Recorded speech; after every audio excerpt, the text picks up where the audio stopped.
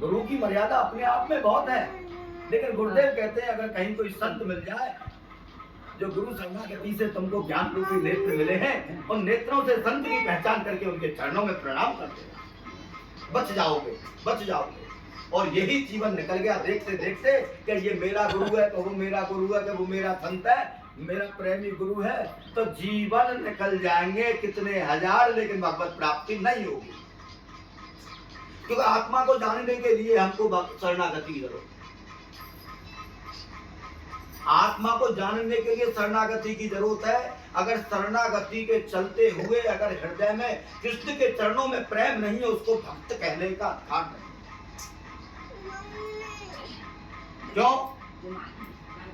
जो अद्वैत भाव में रहने वाला प्राणी अगर उसके हृदय के अंदर प्रेम रूपी सरोवर बना हुआ नहीं है, जिसके हृदय के अंदर भगवान नारायण के चरणों में प्रेम नहीं है, वो 10,000 बार ब्रह्म ज्ञान कर ले वो डूब जाएगा।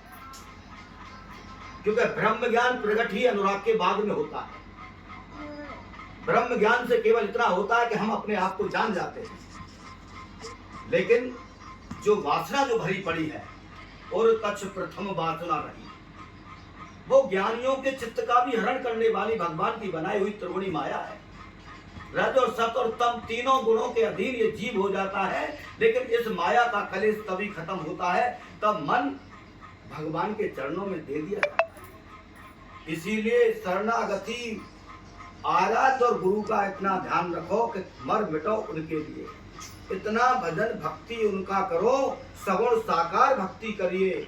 सगुण साकार भक्ति जब करेंगे तो भक्ति में डूबते हुए चले जाएंगे, अपने आप अद्वैत का बोध हो जाएगा। क्योंकि जहाँ अनुराग होता है वहाँ ब्रह्म का तदाकार अपने आप हो जाता है, जहाँ अनुराग होता है। लेकिन जिस हृदय के अंदर अनुराग नहीं है, जैसे कहा ना माता जानकी जी ने, मन क्रम वचन चरण अनुरागी, केव अपराधे नाते मोहि त्यागी, अवगुण एक मोर में माना, विचरत प्राण न कीन्ह पयाना, सुनात सुनैनन को अपराधा, निसरत प्राण करें हटवादा।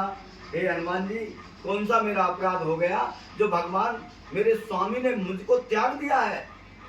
मैं तो उनके चरणों की दासी हूँ, मैं तो उनके चरणों की अनुरागी हूँ, लेकिन मेरा एक दोष जरूर है कि उनकी दर्शन की लालसा में मेरे नेत्रों में होकर के प्राण निकलने में मुझे बाधा देते हैं, प्राण निकल नहीं रहे हैं। उनकी लालसा लगी हुई है दर्शन की, ऐसी लालसा हम तुम सवार के अंदर प्रकट अगर हो जाए तो निश्चित है समझ लेना कि वो ब्रह्म कहीं दूर नहीं है, वो ब्रह्म तो हमारा निज स्वरूप है, उस ब्रह्म तो हमारा निज स्वरूप है। भक्ति योग अनुराग के चलते हुए सबसे पहले ब्रह्म का बोध ही होता है।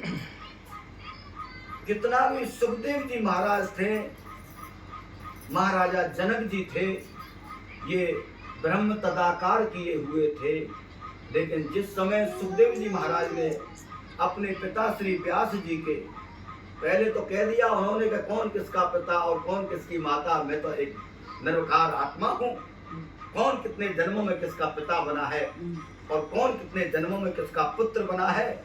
लेकिन जब वेदव्यास जी के शिष्य जब बड़े सुंदर सुंदर श्लोक सुना रहे थे, बहुत सुंदर सुंदर भागवती के श्लोक सुना रहे थे, बोले कौन है तुम्हारा गुरु? तो बोले चलो तुमको मिलाते हैं। जैसे ही वो गए अपने पिताजी के पास, अपने फादर के पास गए, जाकर के चरणों में पड़ गए कि तुम तो मेरे पिता। क्योंकि ब्रह्म का बोध हो जाए, लेकिन जब तक हृदय के अंदर सरोवर नहीं बने, जिस सरोवर के अंदर अहंकार गलता है, जिस सरोवर के अंदर अनेकों प्रकार की दुर्वासनाएं, अनेकों प्रकार की वासनाओं का नाश होता है, तब तक हम